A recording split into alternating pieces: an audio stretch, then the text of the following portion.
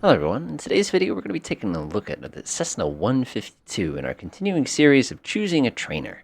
Now this aircraft is kind of interesting because unlike most of the aircraft that I've tried in flight sim, I actually have some time on one of these, so it'll be an interesting experience for sure. Let's get started.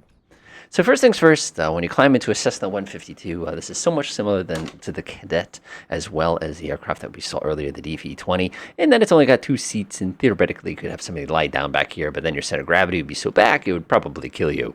The big thing with this airplane, again, having been in it in the real world, is you really got to like the person sitting next to you because you're basically like, yeah, there's not a lot of room there, which makes it cool. So anyway, let's go ahead and get some first impressions. First thing looking around, visibility is not nearly as good as what we've been flying so far today. Looking down, of course, we have a nice high wing, which makes it easier for the landing stuff, but it's definitely a lot harder to see.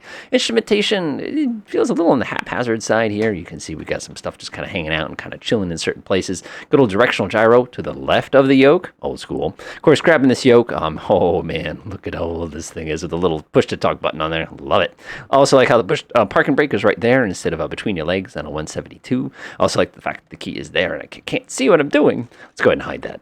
So the other thing we love about this plane, of course, is this is a classic trainer. Many people out there have gotten plenty of time on it. Like I said, I've got some experience in a 150 as well, which is kind of neat. And getting this thing started is just not much of a process. So let's go ahead and do it to it. First thing I want to do is I'm going to look down here on the floor. I got my little fuel switch. We click it on. That's it. Definitely getting points as far as simplicity there goes. We'll go ahead and pop on the bacon light, BCN, because of course we know that the missing letters is an A and an O. Swinging over to this side, we have our mixture control. We're going to go and push it in. Now, one thing, of course, we want to do, depending on the version, of course, is we want to give this thing a couple whacks of the primer. Go ahead and take a look at the altimeter, not altimeter, our temperature outside. And according to this, I don't think it's that cold outside. So the guy before me must have tapped it with his hand a little too hard, broke the thing, because it is not that cold. It should be 15. So we'll give it a couple whacks of the primer. 15C would tell me 3 whacks of the primer. So go, that's the sound it actually makes. It goes when you give it a little bit of a push. Yes, that is the technical term for that. So we'll go ahead and look around at the window. Usually we pop this thing open. Of course, it's an old window, and you'd never be able to get it open properly. Stick your head and go, clear prop! And everybody would kind of look at you funny thing like that. You're like, all right, good enough. You reach down here, you tap on the master switch here. Go ahead and put your hand on the throttle, push it forward just a little bit. You always take one more peek, put your hand on that key, and go, and the whole thing goes, wow, wow, wow, wow, wow, wow, wow. And eventually it actually gets started. But today, hey, looks like it came on pretty well. Give it just a moment to kind of stabilize. And you want to get just about 1,000 RPM. Oh, that's such a pain in the butt having the little RPM gauge over on this side of things. It's a lot harder to see that. But again, this is not really, high performance aircraft or anything like that. So why do we even care about the RPM, right? All right, so our bacon light is good. Our pressure's coming up. We're in the green here. We're going to sneak up in the green in just a few minutes. So we should be good to go for that. An ADF, oh my. Wow.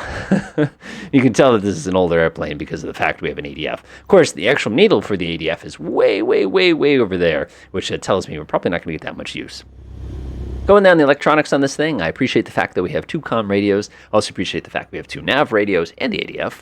Our transponders, oh man, this thing's ancient. Click, click, click, click. Of course, you'd have to dial the code in here. If you need to ident, there's a little button. You go boop, and it would let everybody around you kind of know exactly what's going on. We've got the good old-fashioned radio buttons, and honestly, this thing is extremely well taken care of. Otherwise, it got like a new coat of paint. The only real evidence that somebody's abusing this thing looks like somebody kind of dinged that up just a tiny bit right there.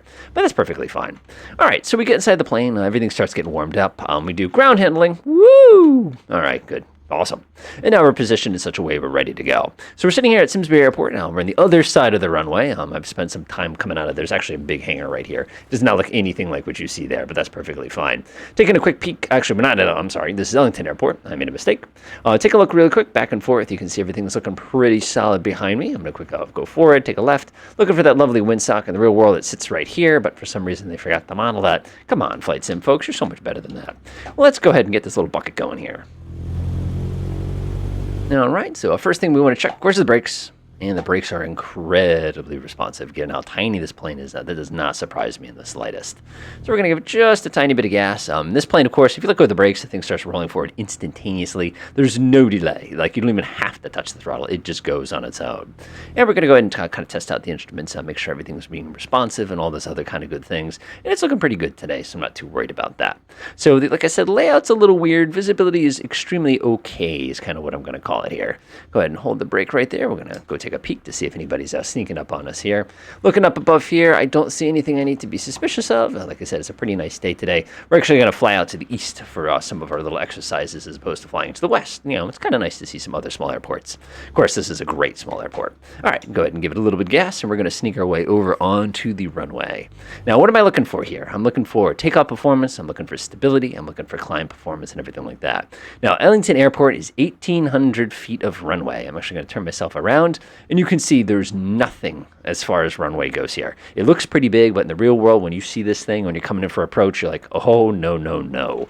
We'll be fine. So what I'm going to do is I'm going to treat this as a short field. I'll go ahead and pop down one click of flaps. Flaps coming down. Looks pretty good. Go ahead and reset my view. I'm going to go ahead and apply full power and a little bit of back yoke here. And when the plane crouches, we let go of the brakes, and off we go. I love the airspeed indicator. It has two settings. You're in the safe zone or you're not moving. It starts at like 35. You can actually pull the nose up at 40 with this thing, which is sketchy, but we always pull that up at 45. And we are airborne, and whoa, boy, holy smokes, that thing's sensitive. Go ahead and get a little bit of power here. We'll go ahead and hold our VX until we get clear of obstacles. This is one of the few times where I actually legitimately flew an airplane at VX. Like, usually you do it just for practice purposes, but for this one, it's like you kind of have to because, you know, somebody put a mountain there for some reason. Why would they do that? I mean, they just said it was an aesthetics thing, and I said, all right. You should have told the people at the airport first.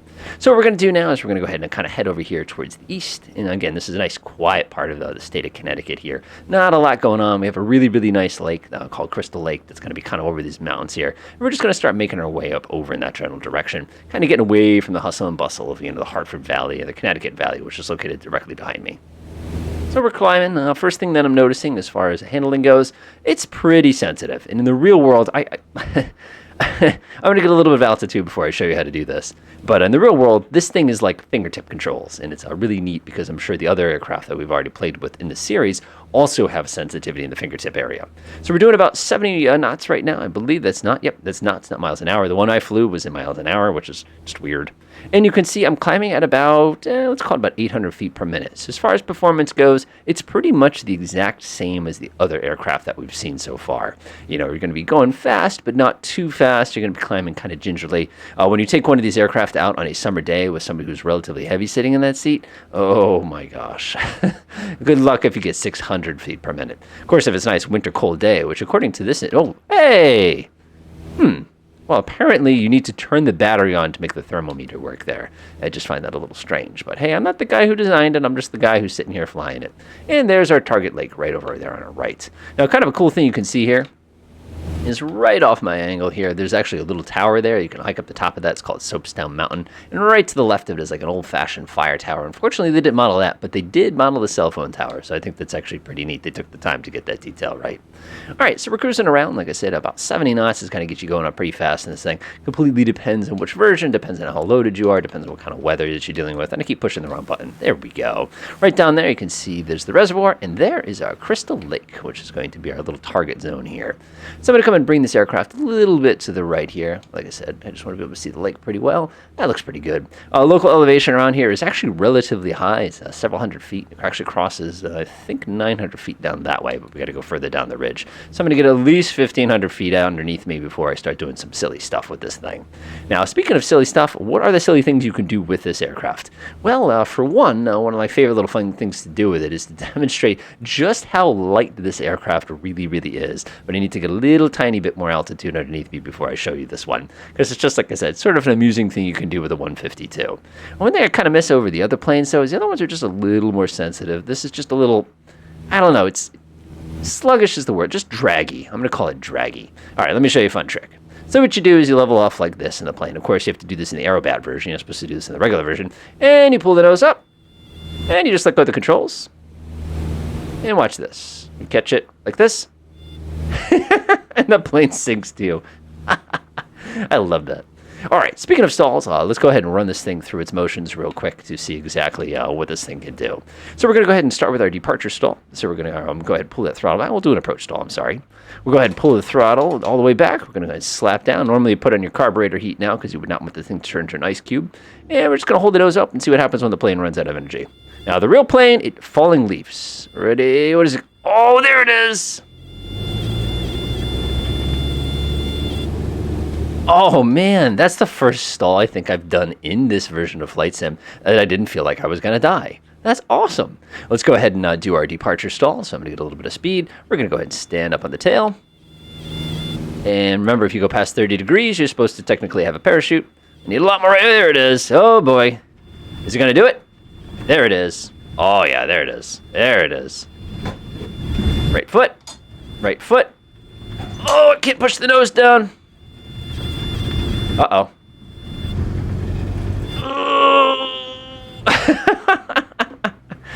I think we probably should have got a little bit more altitude before trying to do a spin there to see exactly what happened. Great view of the lake, though. Like I said, really, really nice view of the lake. So the aircraft, once it does get into a developed spin, it definitely has the tendency to want to stay in that spin. There's no doubt, we've just seen that visually. That being said, the actual departure stall itself, it was pretty mellow. And the real plane, like I said, you could kind of this like weird falling leaf thing. A little bit of right foot, a little bit of right foot. Yeah, there it is. That's what a departure. Oh! Okay, it doesn't normally do that. Usually what it does is just sort of falls a little bit like we saw a moment ago. So stall-wise, I'm not thrilled with the departure stall. The approach stall is perfect. That's exactly what that feels like, and that's about how hard it's supposed to recover from. Let's go ahead and give it a steep turn and see what happens. And we're just going to hold the nose to the left. Oh, this is different. Oh, man, you really got to pull back on this one. Actually, I'm already climbing, that's why. Oh, okay. So this is good. It definitely has a kind of... I don't know. It's really difficult to just balance it. Like, that's kind of the thing I'm noticing real here. So I'm going to pull that nose up just a tiny... There we go. Now we're all nice and coordinated, and we're doing a steep turn. Let's go ahead and bring the nose over a little more. Sharpen the turn. We'll bring it all the way over. And I'm going to have to pull back. All right, so the real one usually does not like this very much. What will happen is you kind of hit right around this, and your plane starts to slow down really, really, really fast, and you have to actually bring out some of the bank angle to keep the thing up. But I'm really, really not pulling back. I mean, look at how much further I could pull back, which is, that's not bad. But again, as far as handling goes, maybe not the easiest thing to maneuver as far as those things goes. So the next thing we want to check out is we're going to start making our way back to the airport from which we took off from here. Like I said, this is Ellington Airport in Connecticut. It's a neat little airport. I've flown in there a couple times. Like I said, kind of a nice spot. Good helicopter stuff, too. And we want to go ahead and test the cruise capabilities of this thing. So I'm going to go ahead and pull that nose up just a teeny tiny bit. And we're going to put the nose down. That's unhealthy for the airplane, by the way. Don't do that. Go ahead and pull that throttle back to about, let's call it 75%. We're going to let that nose kind of relax a little bit. Go give this thing plenty of trim. And we're just going to see what kind of speeds we get as far as cruise goes. This is not a fast plane. Although, honestly, I think I've flown 172s from back in the 60s that are not fast planes either. And this one is really tough to trim. That's Microsoft's fault. That's not the designer's fault here. All right, looking down at my instruments here, it looks like we have 27 gallons of fuel left. We're currently burning 6.6 gallons per hour not leaned. So that's pretty fuel efficient. That's actually not bad at all. Taking a look over at my instruments, it looks like I'm doing about 95 knots over the ground. So that's safe to say that it is not a fast plane. But at the same token, it's not too bad either. Let's go ahead and push the throttle up a little bit. We'll bring it up to absolute maximum cruise power here. That's going to increase our fuel consumption to, looks like 7.5 gallons per hour. Having to hold the nose down a little bit here to keep it from being weird. And it looks like we're getting over 100. So that's actually not bad. Not bad at all. Yeah, that's actually comparable to certain versions of the 172. So not bad. So we're getting 105 over the ground. Not bad. Like I said, I'm going to stop saying not bad. And that's nice. Nice. That's actually not yeah, I'm impressed. You know I was going to say it again, didn't you? All right, so now we're going to go ahead and put this thing down on the ground. Now, landing a 152 is a little different than a low-winged plane. This one especially, it tends to get really, really sinky. That's a technical term, by the way. I've used it before. Whenever you start to get very, very slow. So it's kind of weird. Like, it gets this, like, they always talk about the power region, like where you hit the region of reversal and stuff like that. This plane really likes to do that. So once you start getting into that spot, it just kind of goes, oh, and just gets... It's almost like an elevator. You'll see exactly what I mean. So what I'm going to do is I'll go ahead and sneak us up to the end of the runway there. All right, I'm coming into this sort of awkward version of a left downwind, which is not so much a left downwind as it is a left bit crash wind, but that's okay. So we're going to make our way around this corner. One of the fun things about the 152, like I said, is that kind of weird extra slowdown you tend to get when you're coming on approach here. But it's, nothing too unusual. All right, we're going to bring that nose down. We're going to go ahead and pop in a notch of flaps. When you do that in this plane, nothing happens for the first notch of flaps. The second notch of flaps is like, sup. And it starts really slowing you down. So I'm going to go ahead and now kind of keep concentrating. We've got ourselves plenty of turbulence today, which again just makes flying feel so much more real. Let's call that 45 right there. Go ahead and take my left turn. I've actually got the throttle at 0 right now, if you were curious. Once you drop that second notch of flaps, though, you do have to bring in a little tiny bit of throttle in order to kind of keep it from kind of falling out on you. The interesting thing is, even though this aircraft is missing 2 seats compared to 172, its speeds are actually very, very similar. You know, I'm doing a 55 of the ground right now, and that's it's not safe, but it's also not too bad either. All right, let's go ahead and bring this thing on to final. I think it's going to be kind of an awkward final here. I was way, way, way too close to the runway when I took my initial turn here. And you can see this thing's getting very slow, very fast, which is, again, kind of a quirk. Flaps go down all the rest of the way, and now this plane just gets really, really sinky. Like right now I'm getting 1,000 feet per minute down, and I'm basically just pointing at the end of the runway here. So go ahead and tap in just a tiny bit of throttle. It really does not take much to get this thing safe. And we're holding about 55 knots, which is, for a runway this short, I'll do 55. I don't want to go any slower than that, though, if I don't have to. We've got to watch out for that tree. That tree's there in the real world, too, by the way. So this is what you do. What you do is you go ahead and push the nose down, kill the throttle. And we're just going to glide right down to the big old number 1 there. I'm going to pull the nose up. If this is a real 152, it should stop flying. Like, it shouldn't just sit here kind of chilling like this. It should just go fa-kunk, and now you're on the runway. Cool. Hit those brakes, and now we come ourselves up to a nice complete stop with plenty of runway to spare, although I did have to use a little bit of heavy braking action, I think is the technical term for that. So what can I say about this airplane? Well, first things first, the instrument layout is interesting. I would call it quirky, but remember, this is not a very big airplane, so there's not really a lot of place to put most of the instruments on here, so they just kind of threw it all around. The tachometer on that side, that's a little frustrating, especially if you're working like in a real one, where you have to constantly look over the person next to you in order to see what RPM you're going. Kind of weird. The other thing I don't like about this is, although the radios are great, and it does have an ADF and a VOR, the instrumentation does not include any global positioning system. That means for this aircraft, you're going to be stuck in a situation where, yes, you're going to have, the basics and kind of the classics, but this desperately needs, a little G1, G1000 would be interesting, but you couldn't fit it. It'd be very nice with like a G5 and a G430 and stuff like that, just to kind of spread out the avionics. I really, really appreciate the fuel system is ultra simple. It's one switch, which is cool. Mixture handle is easy to reach. The throttle, it's a good old-fashioned vernier style, no issues. It's good to see that the thermometer requires an electrical signal. It probably heats it up too to make sure it doesn't, freeze up in place or something along those lines. But this is, like I said, it's kind of a neat aircraft. Let's take a look at the scores here. All right, let's take a look. So on the positive side, good sensitivity. The radios had the 2 NIAVs. The fuel system, if I spelled it correctly, simple. The stalls were much safer than they were in the other aircraft. It's got good economy. Again, I was doing about 105 knots for 7.5 gallons per hour. That's equivalent to a 172 like an N or something, or even like a K or something a little bit earlier than that. On the downside, the panel layout, could be better. The spin is downright dangerous. The other aircraft, yes, they spun easier, but you could recover from the spin better. This thing, I actually thought I was going to have to reach for the slew key because I did not know that I could safely fly out of that spin. It was literally that bad. No GPS. I know this is kind of like almost like a neutral one because it's nice that it's got everything but the GPS. And it's a little draggy. When you were doing that, some of those maneuvers, it just kind of felt weird. And, when you're coming in for that approach, you're really, really fighting to try to keep it at the right speed. And that can be a good thing at the same time. And actually, there's one more I just thought of. Visibility.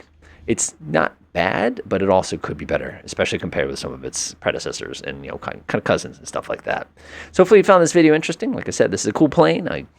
I get why they make this kind of the default trainer plane. It's pretty darn solid and it handles pretty well. But other than that, enjoy.